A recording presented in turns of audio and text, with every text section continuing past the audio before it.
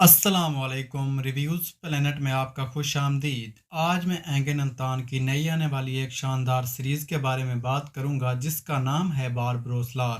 یہ سلسلہ 9 ستمبر کو دکھایا جائے گا اور اس کی ایک قسط 2.5 گھنٹے کی ہوگی، اور پہلی قسط میں مسلسل 30 منٹ کی طویل جنگ دکھائی جائے گی جو کہ ایانیش بوجوک سلجوکلو کا ریکارڈ توڑے گی، جس کی آخری قسط میں 18 منٹ کی طویل جنگ دکھائی گئی تھی۔ باربروسلار کی جنگ کی تیاری میں مسلسل 2 ماہ کام کیا گیا اور یہ ایک شاندار قسم کی لڑائی ہوگی۔ اینگن التان نے اس سیریز میں باربروسا کے بڑے بھائی عروج کا کردار ادا کریں گے اور اداکارہ بیل نکیل ان کی اہلیہ کا کردار ادا کریں گی۔ اس سیریز میں اینگن التان اور اولاسٹونا ایسٹیپے لیڈ رول کے طور پر نظر آئیں گے۔ یہ سیریز 4 بھائیوں کی کہانی ہے جن کے نام خضر رئیس، عروج رئیس، اسحاق رئیس اور الیاس رئیس ہیں۔ ان چاروں بھائیوں کا ذریعہ معاش تجارتی جہازوں کو ایک جگہ سے دوسری جگہ پہنچانا ہوتا تھا۔ چونکہ سمندر کا راستہ ڈاکوؤں اور لٹیروں کا گڑھ ہوتا تھا تو ان بھائیوں کی اکثر لٹیروں سے جھڑپیں ہوتی تھیں۔ یہ بھائی چھوٹے سمندری لٹیروں کا صفایا کرتے ہوئے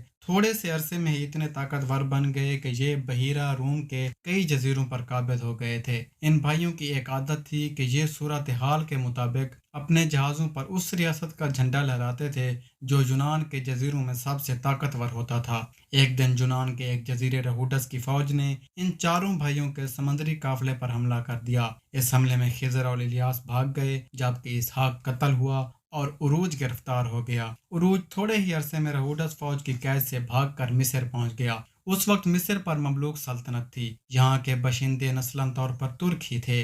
عروج اپنی شہرت کے بل بوتے پر مملوک سلطنت کے سلطان محمد غوری سے ایک بڑا بحری جہاز حاصل کرنے میں کامیاب ہو گیا اور اس نے دوبارہ اپنے بھائیوں خضر اور الیاس کے ساتھ مل کر اپنے نئے بحری جہاز کے ذریعے بحیرہ روم کے ان جزائر پر حملہ کرنا شروع کر دیا جہاں عیسائی ریاستیں قائم تھیں۔ یہ بھائی بڑی کامیابی کے ساتھ چھوٹی چھوٹی عیسائی ریاستوں کو فتح کرنے میں کامیاب ہوئے۔ ان بھائیوں کو شہرت 1504 سے 1510 میں اس وقت ملی تھی جب انہوں نے سقوط غرناطہ کے بعد مسلمان مہاجرین کو ہسپانیہ سے شمالی افریقہ بحفاظت پہنچایا تھا۔ یہ ان بھائیوں کا سب سے بڑا کارنامہ تھا۔ امید ہے آپ لوگ سقوط غرناطہ کی تاریخ سے واقف ہوں گے کیونکہ سقوط غرناطہ تاریخ اسلام میں مسلمانوں پر ہونے والے مظالم کی وجہ سے بہت مشہور ہے۔ ان تینوں بھائیوں کے چہرے پر سرخ داڑھی تھی جس کی وجہ سے یورپ کے لوگوں نے ان کے نام کے ساتھ باربروسا لگایا تھا۔ 1516 میں بابا عروج نے بحیرہ روم کے ایک جزیرے پر قبضہ کر کے خلافت عثمانیہ کے سلطان سلیم دوم کی اطاعت قبول کر لی، یعنی وہ ان کے ماتحت کام کرنے لگا۔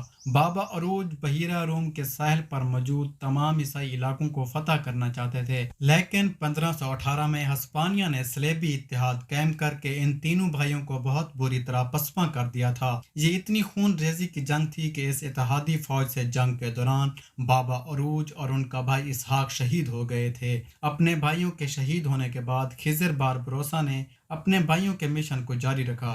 خضر باربروسا اکیلا ہونے کے باوجود اپنی چھوٹی سی فوج کے ساتھ عیسائی حکومتوں کے خلاف ایسا جہاد کرتے رہے کہ 1518 سے لے کر 1530 تک اس نے عیسائی ریاستوں کی اینٹ سے اینٹ بجا کر رکھ دی۔ اس کے بعد سلطان سلیم اول نے خضر باربروسا کو خلافت عثمانیہ کی بحری فوج کا امیر البحر بننے کی پیشکش کی جو اس نے قبول کر لی۔ خضر باربروسا کو بعد میں خیر الدین پاشا کا لقب ملا۔